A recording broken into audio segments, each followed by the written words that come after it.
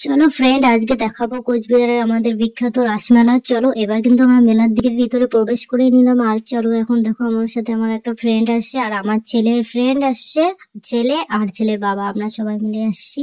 তো আসার পরে এখন আমরা ভিতরে ঢুকছি। এবার যাবো মদন মোহন বাড়ির দিকে। দেখো পুরুষের আলাদা লাইন আছে আর আমাদের আলাদা। তো এই রাস না ঘুরলে হয়, তো রাসটা আগে ঘুরিয়ে নিলাম। এবার আসলে মদন মোহন বাবার এখানে আগে প্রণাম করি, প্রণামী বলে।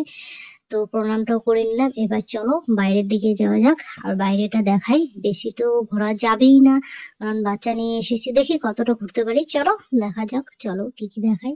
তো এবার বাইরে বের হয়ে দেখলাম পেয়ারা মাখা। পেয়ারা মাখাটা আগে খেয়ে নিলাম, কারণ আমার এটা প্রচুর খেতে ভালো লাগে। এবার নাগরদোলার দিকে সন্ধ্যা হয়ে গেল, দেখো নাগরদোলার দিকে আসলাম। বাচ্চাদের বললাম কিন্তু উঠলো না। আর বাংলাদেশের স্টলের দিকে এসেছি, জামদানি শাড়ি, ঢাকাই জামদানি। তো আমার ভিডিওগুলো কেমন লাগে অবশ্যই লাইক কমেন্ট শেয়ার